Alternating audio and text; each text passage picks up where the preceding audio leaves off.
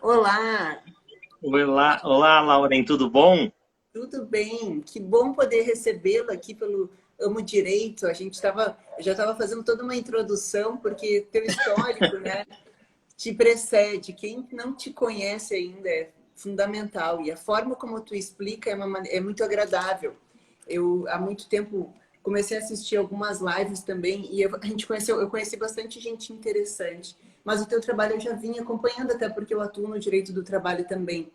E a gente sempre tem algumas referências, né? Algumas pessoas que a gente se aproxima pela forma de pensar, porque é bem isso, né? Quando a gente é estudante, a gente pende um pouquinho para o lado, um pouquinho para o outro, e quando tu começa a atuar e tu tem um início de atuação, tu precisa buscar pessoas que pensem semelhante. E eu já me inspirei em ti várias vezes, já vi palestras tuas, já vi que tu tem todo um repertório que é muito importante, né? Fico muito honrada Obrigado, de Lauren. você pelo convite. Eu fico muito feliz, esse portal, ele é um dos mais prestigiados, nós vimos ali que tem 900 mil seguidores, eu mesmo já sigo há tempo, também o Direito News, então é uma honra, já assisti várias lives que você também entrevistou, grandes figuras como o meu amigo Mauro, que Uhum. estava aí essa semana com você, né, o grande Ontem, ele processualista. ainda disse para mim, ele disse, por favor, manda um beijo para a Dália Grave, um beijo não, um abraço lá para o Dália Grave. Olha, o Mauro é capaz de eu dar um beijo nele no rosto, mas é capaz de eu dar um beijo, que eu gosto do Maurinho. Eu Olha, adorei. quero mandar um abraço também para o Sebastião Geraldo de Oliveira, que ele falou que na última live ele deu oi, oi, oi lá e eu não respondi. Para o meu amigo Sadi, para minha amiga Evólia, para o Bento, para todos que estão nos assistindo aí. O Madeira, né? O Pamplona que eu não vi aqui hoje, mas ele O é sempre... Pamplona, eu tô devendo uma live com ele, Laura, mas eu vou fazer uma assim, ele também é super ocupado, mais ocupado que eu. Olha, aqui a Fabiana manda para mim também. Vou responder a tua pergunta também hoje, Fabiana, viu? Fica tranquila. A Não, Sônia. vocês estão com uma agenda de lives que, se facilitar, a gente nem trabalha mais, né? Porque, mas como é interessante, como é bom fazer as lives, como é bom dividir as ideias com alguém, né? Nos acrescenta bastante. Eu gosto muito de fazer isso. E nesse tempo que a gente está assim mais clausurado, recluso, eu acho que a gente é importante a live. É uma forma de comunicação, né? Às vezes a gente vai se acostumando a ver tantas pessoas nos ouvindo, parece que estão ali juntos, né?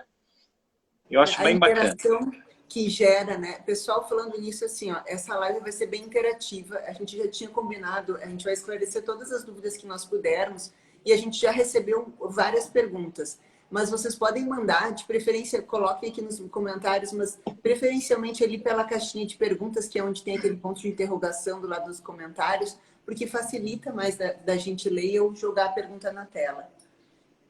Mas vamos Vamos lá. lá. O que tu prefere? Se eu já comece com as perguntas, porque são bastante, né? Não, vamos fazer as perguntas, a gente vai fazendo vários comentários aí, né, em cima disso. Tá, então vamos começar com a da Fernanda, que já fala lá do início das MPs. Como podemos aplicar a MP 927 e 936 para o ramo de supermercado e transporte? Ou se ela só se aplica para o grupo de risco? Essa é a pergunta da Fernanda. Veja, Fernanda, essa medida provisória, ela é circunstancial. Ela vem com esse propósito de pandemia, de uma reação da economia para não fechar as empresas. Hoje já se sabe que nós temos 12 milhões de desempregados, isso vai saltar para 15 milhões agora em maio. Até o final do ano, há quem diga que nós vamos ter 20, 25 milhões de desempregados. Então, eu acho que o governo ele deu uma reagida no sentido de flexibilizar. Para quem ganha até 3 salários mínimos, o impacto não vai ser muito grande. Então, é uma medida até relativamente social, porque aí vamos imaginar que o empregador optou pela redução proporcional da jornada e do salário. Então, ele reduziu ali 50%, 25%. Aí, além dessa redução, para compensar um pouco, ele tem também o benefício do seguro-desemprego, né?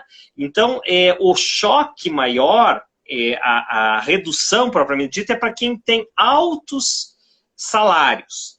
Então, respondendo à tua pergunta, para que vem essa meia dúzia de medidas provisórias, né, que ressuscitou a advocacia trabalhista praticamente, ela vem para enfrentar o estado de calamidade e para preservar o emprego e a renda. Então, tudo que diz respeito à preservação desse bem maior, que é o emprego e a renda, porque o pior de tudo, né, Lauren, é o desemprego, é a rescisão do contrato. Então, é um enfrentamento circunstancial desse momento de fragilidade econômica que vem o governo e diz, olha, você tem várias medidas aí, né? Banco de horas, suspensão, redução, antecipar feriados. Foi um leque, um pacote de opções que o governo deu para os empregadores para reduzir um pouco o impacto, né? É um tempo atípico, né? Que precisávamos de medidas, pode ser que elas não sejam perfeitas, mas bem ou mal elas ajudam, né? A gente teria, eu acho que o dobro de desempregados se não tivessem essas medidas agora regulando. Porque é bem isso, bom, perfeito não tá para ninguém, mas todo mundo cedendo um pouquinho, as pessoas sobrevivem, elas não estão lucrando, elas estão sobrevivendo.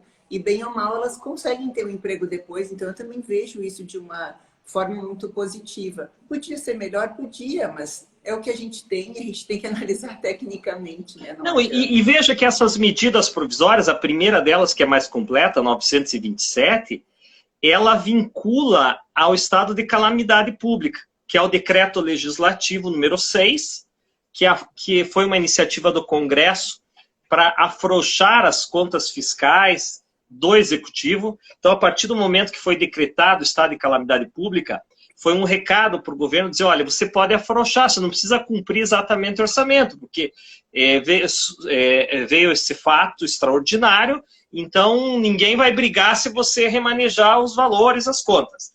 E esse estado de calamidade pública, ele vai até no máximo dia 31 de dezembro deste ano.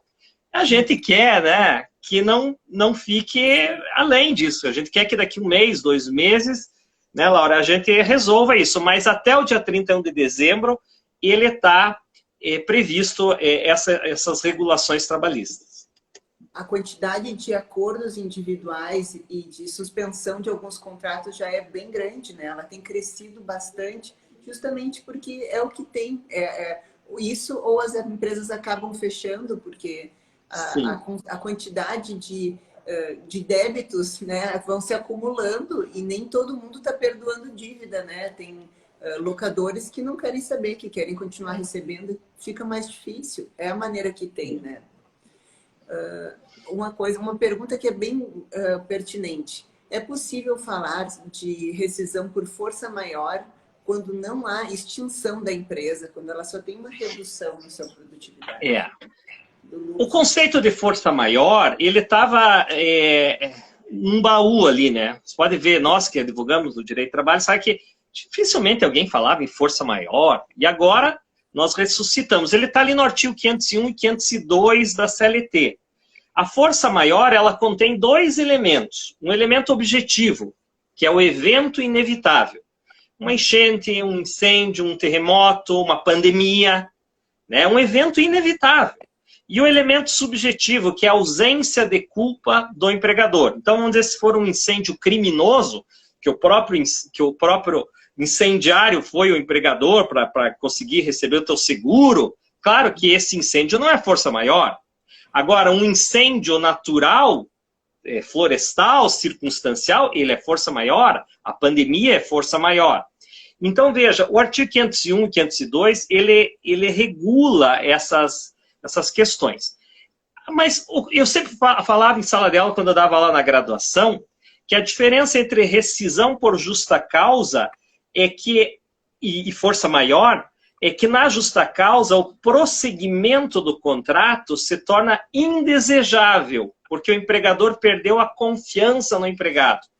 Então ele agiu com má fé, faltou probidade. Então o empregador pode ou não perdoar, é indesejável. Na força maior é impossível o prosseguimento do contrato. Já não é uma questão de eu perdoo, não, é impossível. E aí, respondendo a pergunta aí que foi formulada, tem que fechar toda a empresa? Não necessariamente. Se você comprovar que a pandemia abalou um setor ou abalou uma dezena de contratos individuais, mas desde que haja esse nexo causal.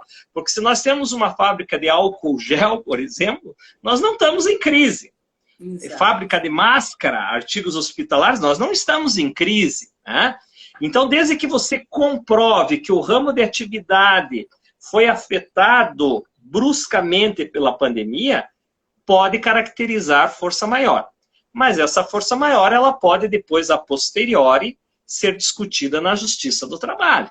Então, imagine que eu, como empregador, entendo que a minha atividade foi afetada, mando 20 pessoas embora, a rescisão por força maior, multa de 40, um certo benefício,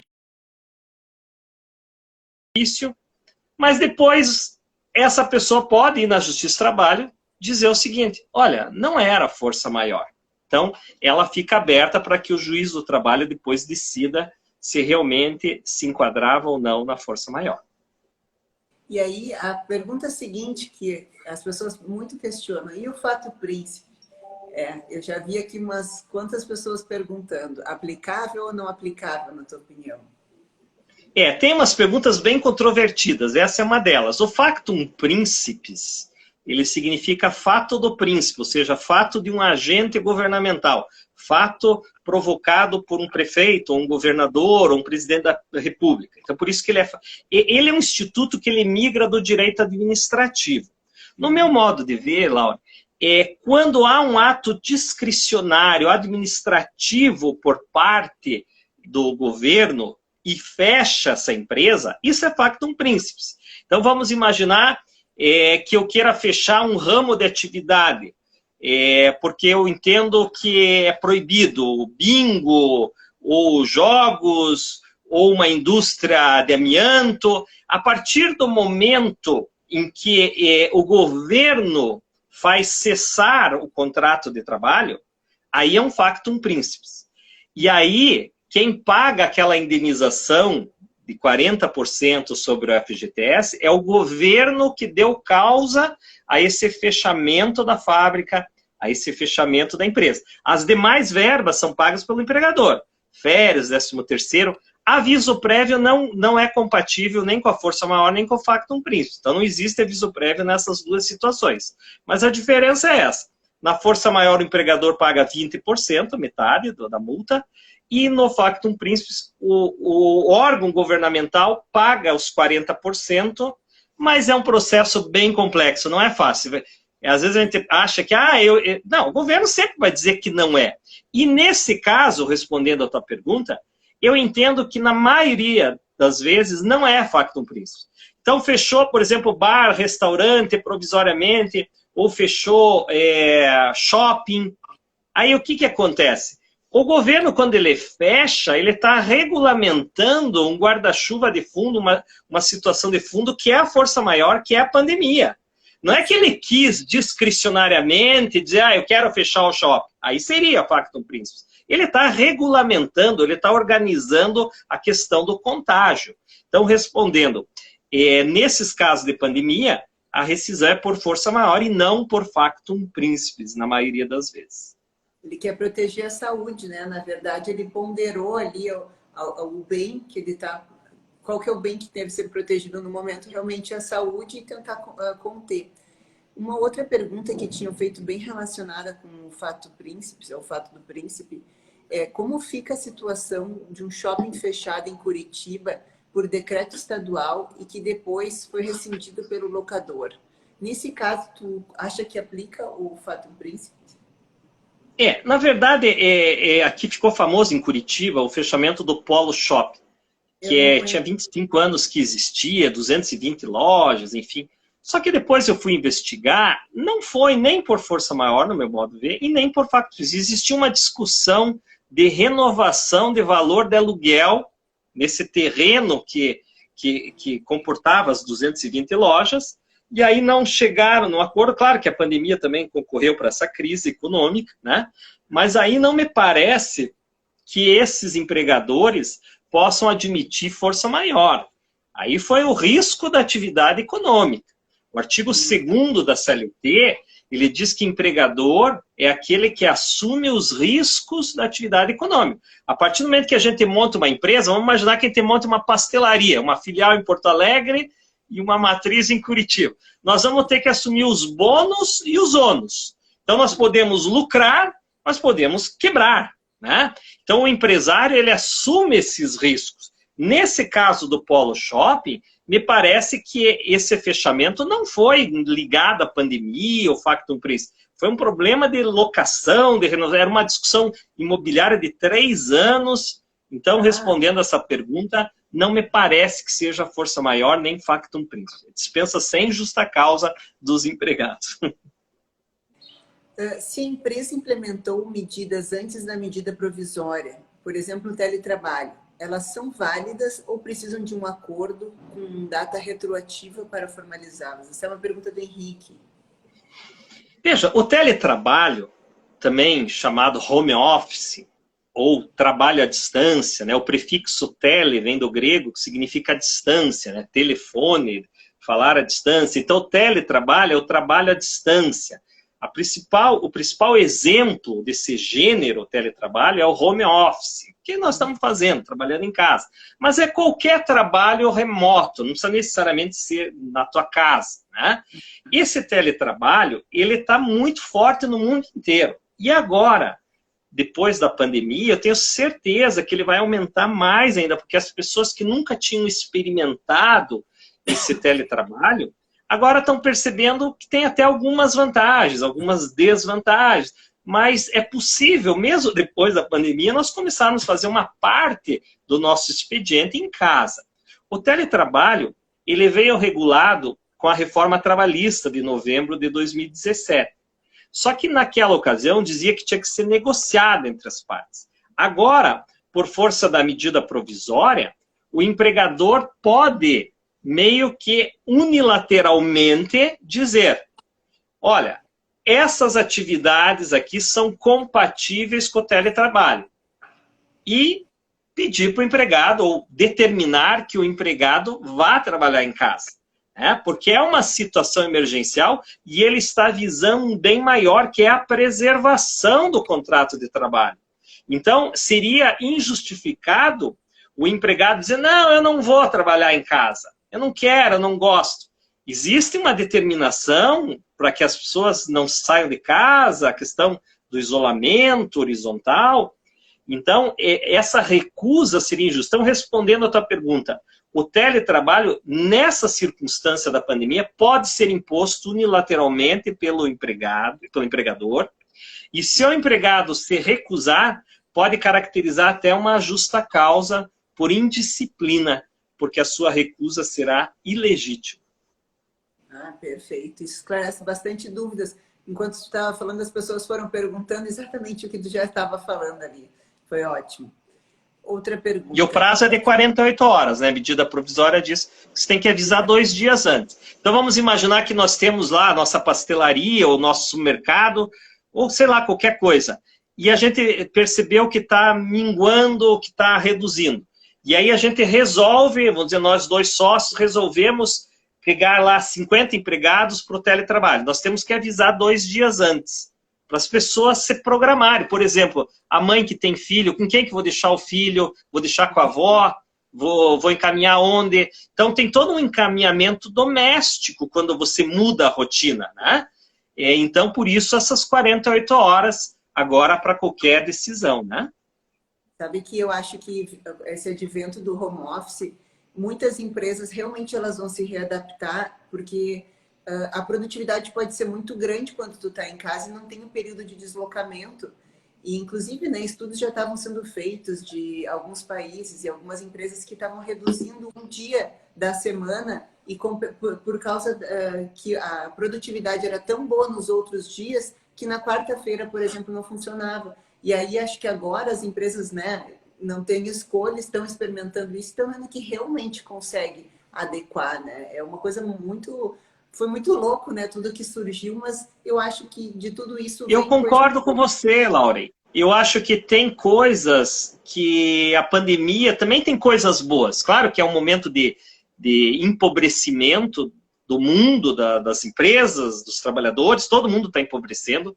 É uma ou outra atividade que está ganhando dinheiro aí. Eu vi ali a Netflix, até a Vólia me passou hoje, ó, a Netflix parece que assinou 15 milhões no mundo inteiro, aumentou.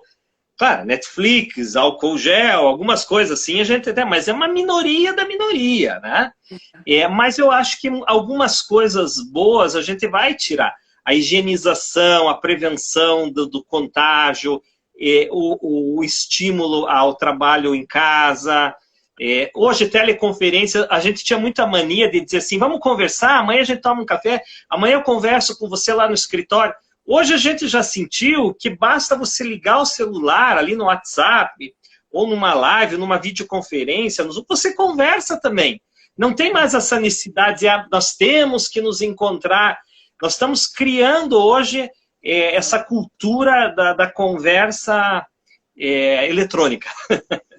Sabe que eu tenho feito uma reunião todos os dias de manhã, a gente faz em torno de 100 empresários. E é engraçado porque metade está com a sua xícara de café e a outra metade com o seu chimarrão. E a gente brinca como se estivesse tomando um café juntos de negócio. Legal. É isso aí, a gente tem que se adaptar. A próxima pergunta. É constitucional medida provisória que extingue o PIS previsto em lei complementar? É uma pergunta do José. Veja, o PIS ele está previsto em lei complementar. E o artigo 62, parágrafo 1º, um dos incisos ali da Constituição Federal, ele diz que não é possível editar medidas provisórias sobre matérias atinentes à lei complementar. Então, se você fizer um raciocínio simplista, você vai dizer, bom, o PIS estava previsto em lei complementar. O artigo 62 diz que medida provisória não cabe para matérias objeto de lei complementar. Logo, a medida provisória é inconstitucional. Mas, se você for um pouco mais a fundo, você pode chegar a uma conclusão diferente. Por quê? O que é matéria de lei complementar? A lei complementar ela tem um status um pouquinho maior do que a lei federal ordinária, porque ela tem um quórum mais qualificado para aprovação. Ela exige um quórum mais qualificado. Mas a lei complementar, as matérias, elas são ditadas pela Constituição Federal. Então, se você lê a Constituição Federal de cabo a rabo, você vai ver que em alguns momentos ela fala assim, nos termos de lei complementar. Assegura o direito tal, nos termos de lei complementar.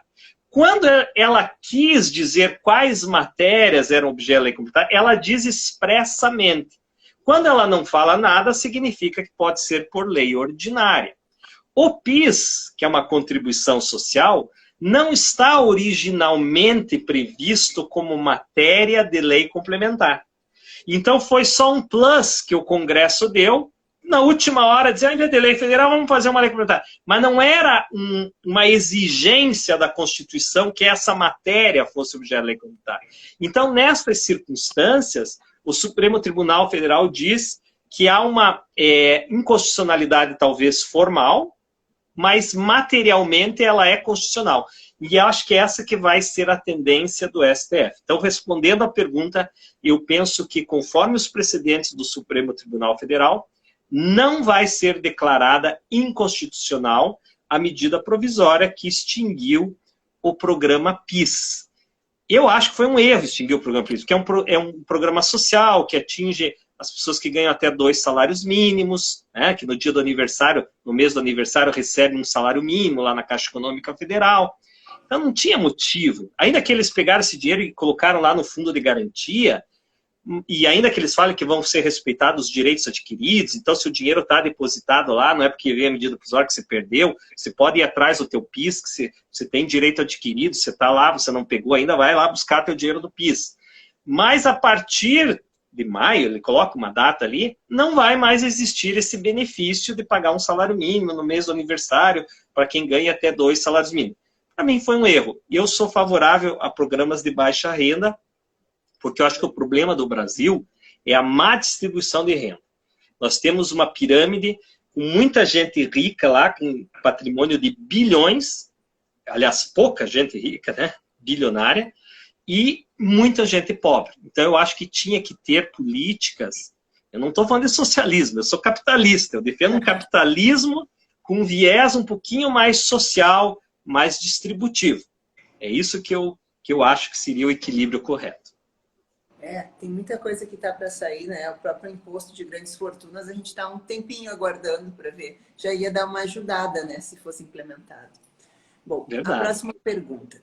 Aqueles que firmaram um acordo de redução de jornada podem realizar horas extras, eventuais ou não eventuais, com pagamento do adicional ou talvez com a compensação no banco de horas? Uma pergunta da Marina.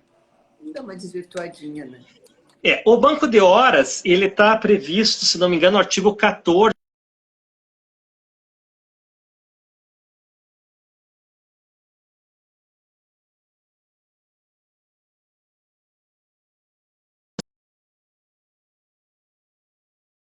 Que a empresa voltar na ativa. Então, tem 18 meses o empregador para pegar esse banco de horas acumulado e depois ir fazendo a compensação até 2 horas extras por dia. Então, vamos imaginar que tem um banco de horas acumulado, não pode dizer, agora você vai trabalhar 24 horas por dia, vai trabalhar 18 horas por dia. Não.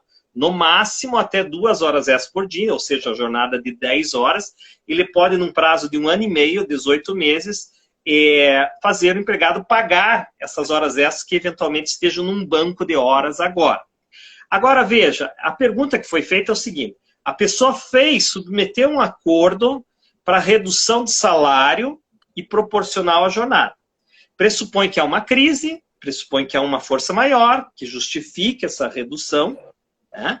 O artigo 503 da CLT já dizia que você pode reduzir em caso de prejuízos devidamente comprovados. A medida provisória diz que é para enfrentamento da pandemia. O que você não pode fazer, Laura, você sabe disso, é burlar a lei, é fraudar a lei, que a gente chama isso de fraus legis, artigo 9º da CLT. Cada vez que o empregador quiser desvirtuar o espírito da CLT, é uma fraude e o ato é nulo.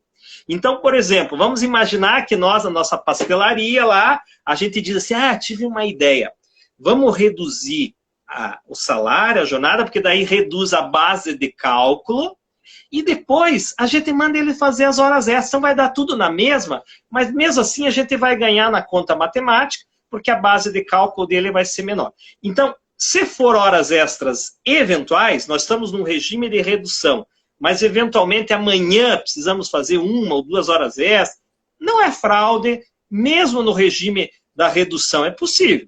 Agora, se perceber que, olha, tudo a enganação, esse negócio de redução era só para diminuir a base de cálculo, porque nós continuamos fazendo tudo a mesma jornada, aí o juiz, possivelmente, futuramente, vai declarar nulo esse acordo de redução e mandar pagar as horas extras com a base de cálculo cheia e não com a redução, não com o salário reduzido. E mais uma indenização, né? Mais uma ação trabalhista e mais uma indenização. Vai dar uma pesadinha na mão. Aqui, outra pergunta. Você advoga mais para empregado ou para empregador? Eu até 2017... Eu vi que você faz compliance, né? Você faz consultoria de compliance, né? Isso. Eu até 2017 trabalhava muito com trabalhador e sindicato laboral. Aí no início de 2017 eu comecei a implementar programas de compliance, a minha sócia, e a gente passou a assessorar só empresas. Mas a gente já sabe já tem muito bem essa noção de um lado e de outro, né? Eu acho que agora, vocês que fazem compliance, vocês vão ter que fazer se é que já não fizeram, né? Um compliance especial para essa circunstância. E que ela não acaba quando voltar a trabalhar, porque tem toda uma repercussão de ações trabalhistas, né? Quando voltar a trabalhar. Então, porque uma coisa é a circunstância normal. Então, você tem um compliance, né? Checklist do que precisa cumprir, a questão da contábil, a questão fiscal. Outra coisa é dizer, bom, em período de coronavírus, nós temos um adendo ao compliance, que são essas situações, né? Não há dúvida disso. Isso. Perfeito, né? É porque realmente eu brinco que a gente está vivendo num mundo entre parênteses. A gente tem a vida normal, vivemos na época do coronavírus, parênteses, depois a gente retoma. Mas nunca mais vai ser igual, né? Tanto que as demandas, tu disse muito bem no início da live, o direito do trabalho ressuscitou como há muito tempo, né? Ninguém mais falava, desde a reforma trabalhista tinha sido meio que escanteado. Tinha gente dizendo que direito do trabalho, que a justiça do trabalho ia acabar. E agora, mais do que nunca, estão vendo a força e a necessidade de se ter tudo regular, né? Tudo certinho. Eu acho que a empresa que faz as coisas bem e pensa no seu funcionário, quando voltar à atividade, vai ter um retorno muito grande de reconhecimento. Porque todo mundo que é protegido acaba depois querendo agradecer de alguma forma. E tu vai agradecer teu empregador trabalhando bem, né? Dando uma maior produtividade, maior lucratividade. Bom, mas vamos lá. A outra pergunta. Como fica a questão dos contratos realizados na modalidade verde e amarelo? Ótima pergunta. Com a revogação da MP 905. Muita gente com dúvida disso, né? Essa é a pergunta mais controvertida e é a pergunta do momento, né? E existe aí pelo menos 3 grandes teorias muito bem fundamentadas. Eu vou tentar explicar, porque é uma questão um pouco mais difícil, envolve direito constitucional. Em primeiro lugar, a medida provisória 905, ela não só apenas propôs um contrato especial de primeiro emprego, de jovem, contrato verde, carteira verde e amarela, com redução do FGTS de 8 para 2, redução do sistema S, Senais, mas também mexeu em várias coisas, em EPI, acidente de trajeto, carga horária, cartão ponto, foi quase, eu diria, foi uma segunda reforma trabalhista. E também mal redigida, também sem nenhum debate com a sociedade, colocaram goela abaixo essa 905, não era uma época de pandemia, porque foi final do ano passado, então nem justificava uma segunda reforma desse jeito, porque ainda agora a gente fala em redução, suspensão, mas é uma situação que justifica. Então eu confesso para você, Laura, que eu fiquei feliz que essa medida provisória 905 não foi para frente, né? Agora vamos falar das consequências dela. Primeiro, o presidente Bolsonaro, ele está falando assim, a gente vai reeditar, ou talvez vai reeditar, ou conversei com o presidente do Senado, e nós vamos... ele, no último dia, ele resolveu revogar. Então, veja, uma medida provisória, ela dura 60 dias, podendo ser prorrogada por mais 60.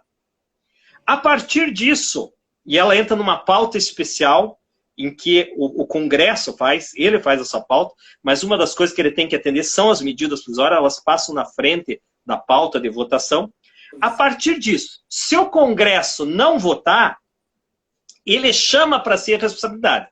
O raciocínio da Constituição foi o seguinte, se a matéria era de urgência e relevância a ponto de ter uma medida provisória, e o Congresso simplesmente não vota, então ele está avocando a responsabilidade para dizer o seguinte, então faça um decreto legislativo.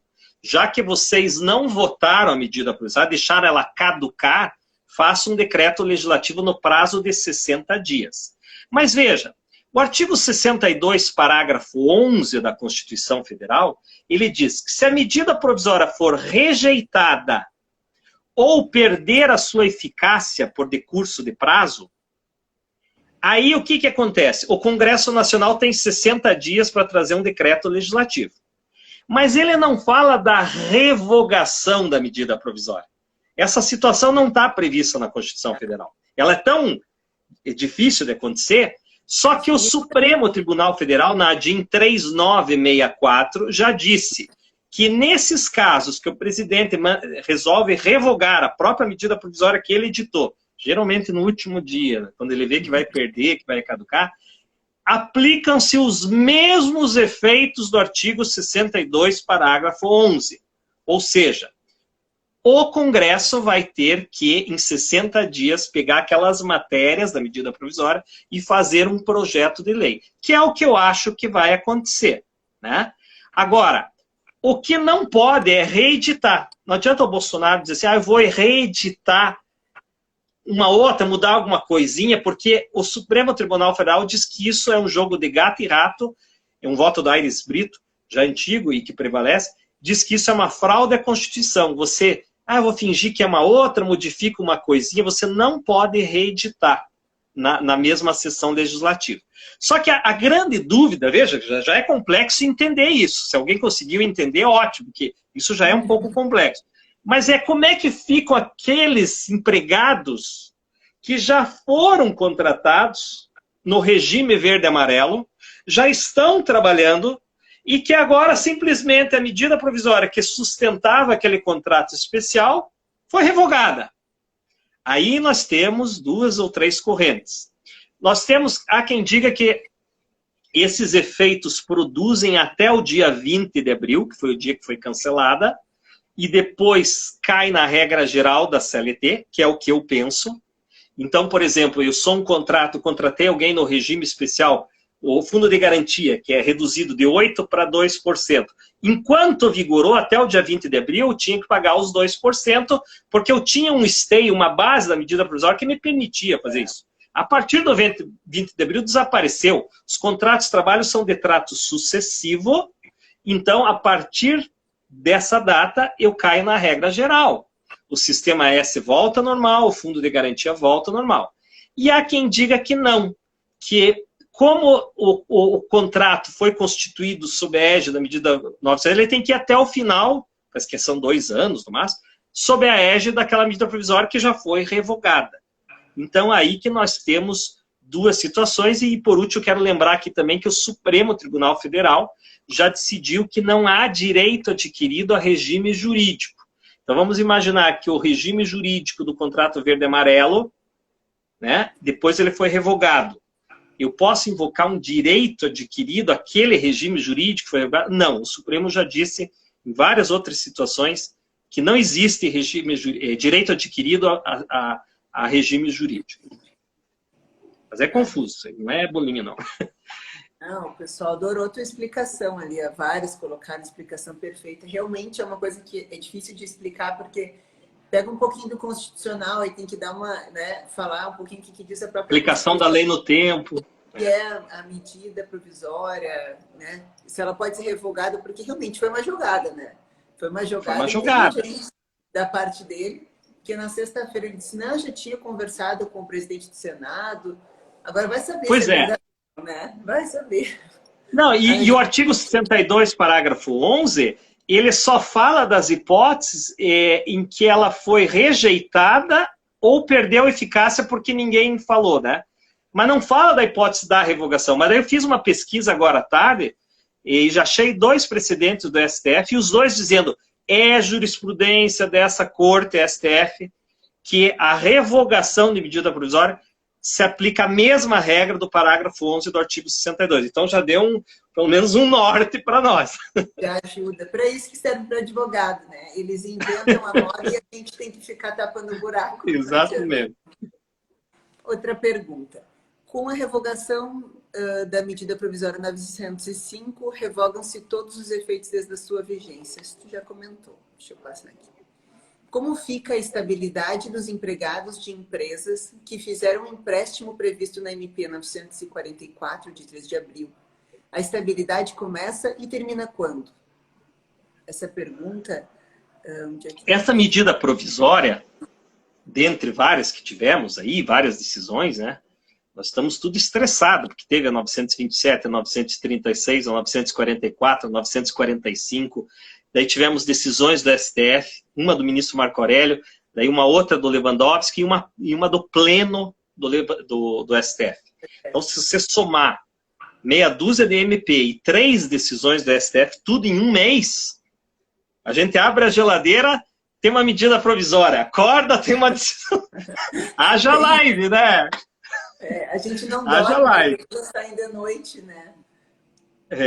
Então, veja, respondendo a tua pergunta, essa medida provisória, ela veio para facilitar a linha de crédito, dar uma linha de crédito com juro mais baixo, 3,75% ou 4% ao ano de juros, né? E para que o empregador pague 2 meses de salário do empregado.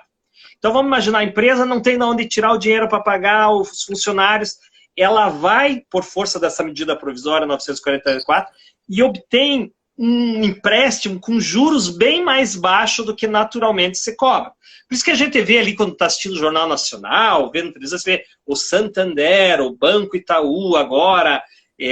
Então, eles estão, de uma certa forma, reduzindo o juro, até porque a economia vai reduzir também. O PIB estava previsto de 1% ao ano, agora está 3,8% negativo, quer dizer, A economia vai encolher. Então, hoje, qualquer juro, né, representa ganho para o banco, ainda que seja um juro pequeno. Mas respondendo a tua pergunta, essa medida provisória, então, empresta um dinheiro para a empresa pagar a folha de pagamento. Aí, faz um acordo lá com o banco, vamos dizer, com a Caixa Econômica Federal. Aí você cadastra os empregados e já cai direto à Caixa Econômica, o Banco do Brasil, Itaú, sei lá que banco, já faz direto o envio do crédito nas contas salários. Então não passa pelo empregador, o empregador faz a transação, mas vai direto.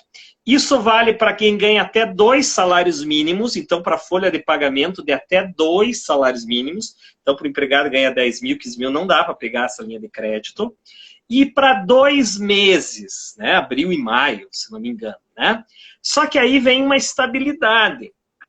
O governo diz que o empregador vai ter uma carência de 6 meses para começar a pagar esse empréstimo. Então, como ele não está trabalhando, pandemia, então 6 meses ele não precisa nem pagar, não esqueça. E depois de 6 meses ele começa a pagar num prazo de 36 meses. Ele tem 3 anos para pagar. Até aí tudo bem. Uma medida saudável, social, juro baixo, finalidade. Não pode ser mandado embora se ele foi beneficiado dessa linha de crédito, a empresa se beneficiou dessa linha de crédito. Esses empregados que foram atingidos pela linha de crédito não pode ser mandado embora até 60 dias da última parcela paga. Se imagine o tamanho dessa estabilidade. Porque, veja, nós na nossa pastelaria emprestamos dinheiro, só vamos começar a pagar daqui 6 meses. Depois de 6 meses, nós temos mais 3 anos para pagar. Então, dá 3 anos e meio. Esse empregado vai ter 3 anos e meio que ele não pode ser mandado embora e mais 6 meses. Ou seja, quem que é o empresário que vai querer usar essa linha de crédito, sabendo que uma vez usada, aquele empregado que se beneficiou, ele vai ter 4 anos de estabilidade. Eu acho que não foi essa a intenção de quem redigiu a medida provisória. Mas está lá. Estabilidade até 60 dias da última parcela. Então não é 60 dias de quando ele volta a trabalhar. Né? Voltou a trabalhar, tem mais 60. Não, é da última parcela. A última parcela daqui 3 anos e meio. Então eu acho que eles vão dar uma corrigida aí na redação. Quando for votado, né, o projeto de lei vai para a Assembleia, vamos ver como vai. Bom, vamos ver a próxima aqui. Durante a pandemia, empregador pode celebrar qualquer acordo individual escrito para manter o emprego? Pergunta do João Carlos. Veja, o objetivo é assegurar a renda e o emprego. Mas o próprio artigo 2º da medida provisória 27, ele diz nos limites da Constituição Federal. Só que o Supremo Tribunal Federal, ele é muito conservador nas questões trabalhistas. Né? Você veja a terceirização, pode tudo. Agora, essa própria decisão do Pleno deu segurança jurídica para os empresários, tudo bem, foi interessante. Mas, bem ou mal, flexibilizou o artigo 7º, inciso 6º. Então, até ministros que têm uma tradição mais de hermenêutica constitucional, como Luiz Roberto Barroso, quando chega nessas matérias trabalhistas, eles são muito conservadores, eles são mais pró-empresas do que pró-trabalhador. Então, eu entendo que essas matérias que chegarem no Supremo dificilmente vão ser declaradas inconstitucionais. E até aqui uma coisa para a gente se situar. Até agora, todas as MPs estão valendo na íntegra. Porque a 927 teve uma decisão liminar do ministro Marco Aurélio e eles não adiantaram a pauta, não anteciparam a pauta do Pleno, porque nós temos uma lei dizendo que para você declarar constitucional ou inconstitucional uma lei, precisa de pelo menos 6 ministros. Então a liminar ela é provisória, é precária. Ela sempre tem que depois ser referendada no Pleno. O ministro Marco Aurélio já disse que a 927 é integralmente constitucional. Não antecipar a pauta significa que vão manter. A 936, nós tivemos aquela polêmica do Lewandowski, que daí o Toffoli antecipou a pauta e o Pleno julgou para dizer que ela é constitucional. Então está valendo tudo até agora. Às vezes as pessoas dizem, mas será que tem alguma coisa que já foi declarada inconstitucional? Não. Tudo que o Supremo disse até agora foi que elas estão valendo na íntegra. E os acordos individuais escritos têm alguns limites que estão na Constituição que tem que ser observado. Então, a redução de salário tem um limite, a suspensão do contrato também até 2 meses, a redução no máximo até 3 meses, os limites da medida provisória e os limites da Constituição Federal. Na verdade, então, assim, não vale tudo. A Constituição continua valendo. Não vale tudo. Tá quase lá, tá quase como a música. Até tu já respondeu, eu tinha sem querer pulado uma pergunta, já respondeu ela. A próxima. O empregador pode impor o teletrabalho ou o empregado pode resistir? Isso tu já respondeu também. Isso nós já respondemos, A empresa sim, que reduziu proporcionalmente o salário pode cancelar o acordo para voltar a fazer a jornada integral? É uma pergunta do Léo. Isso, a medida provisória foi muito seca e incisiva. Seja suspensão contratual, mudou de ideia e agora quer chamar todo mundo de volta para voltar a trabalhar na ativa. Seja um acordo de redução proporcional, ela pode, em 48 horas, ela pode voltar atrás, né? Então, desde que ela comunique por e-mail, por WhatsApp, por telefone, dizendo, olha, em 48 horas está suspenso, tem que comunicar ao Ministério da Economia, porque daí também cessa aquele pagamento do benefício seguro-desemprego, mas ela pode, a qualquer momento, em 48 horas, dizer, então vamos imaginar que a gente decidiu na segunda. Então, quarta-feira, vocês podem voltar a trabalhar. Avisa 48 horas e você pode voltar à normalidade. Isso está bem explicadinho na medida provisória. Tem um monte de gente aqui perguntando, Alegrave, se vai ficar salva a live ou não. A live ela vai ficar salva no canal do Direito News lá do YouTube. Então, logo depois que pena que não vai ficar no meu canal, né? Mas eles baixam e a gente te passa também, para tu poder... Então tá bom.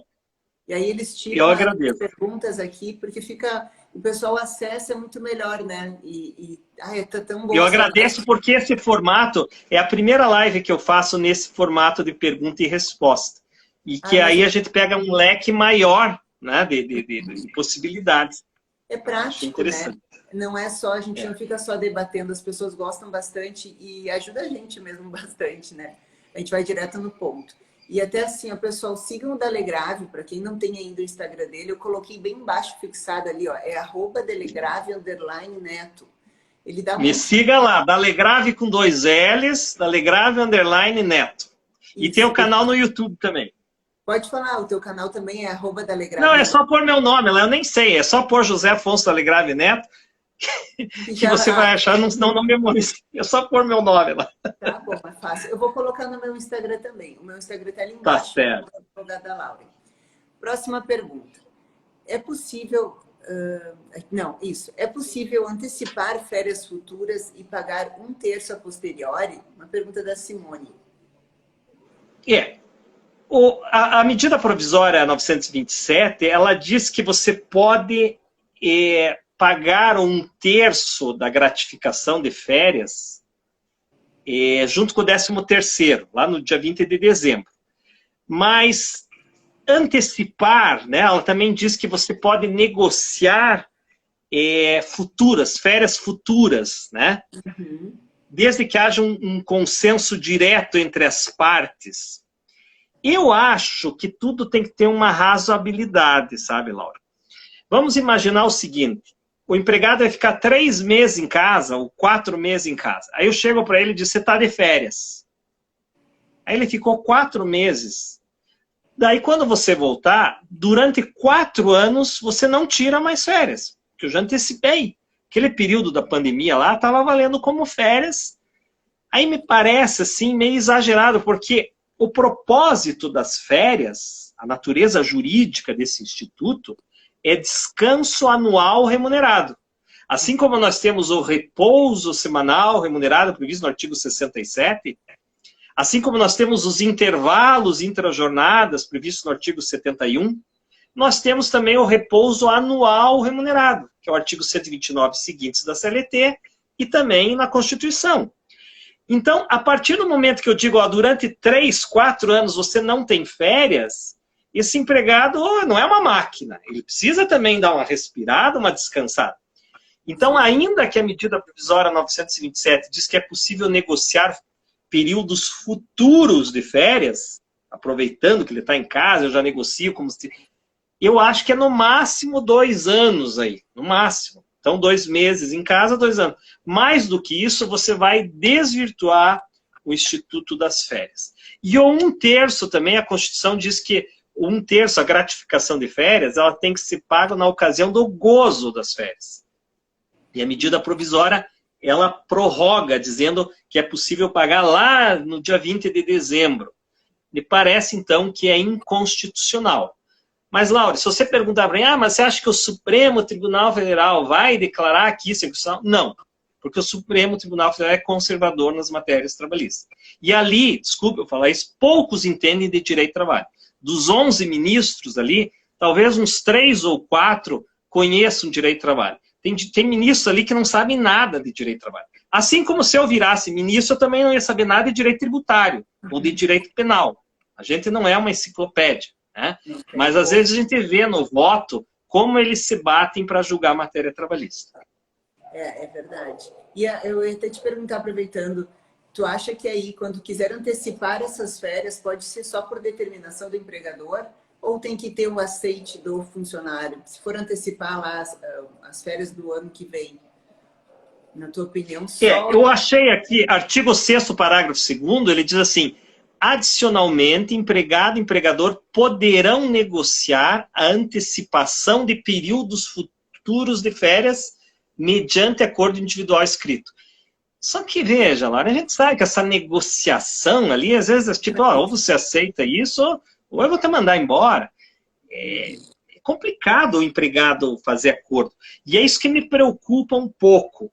Eu acho que essa circunstância emergencial, ela tem que todo mundo contribuir, governo, trabalhador, empresa, mas eu tenho medo que mude também a cara do direito do trabalho de forma muito abrupta, porque mudar faz parte da dinâmica, a gente está sempre mudando.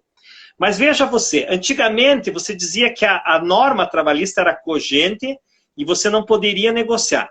Depois veio a reforma trabalhista e diz, não, o negociado sobre o legislado. A negociação coletiva pode negociar, inclusive, sobre as normas da lei. E agora veio o acordo individual, direto entre empregado e empregador, sem o crivo sindical, que também pode flexibilizar a lei, a negociação coletiva. Se for por uma circunstância emergencial, tudo bem. Mas eu tenho um pouco de medo que isso também vire uma regra. Por que eu tenho medo?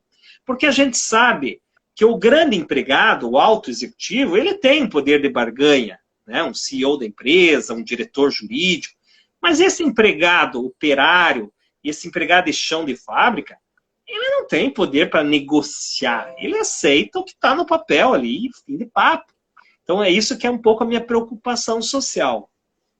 A pirâmide de Kelsen deu uma movimentada durante a época da pandemia, né?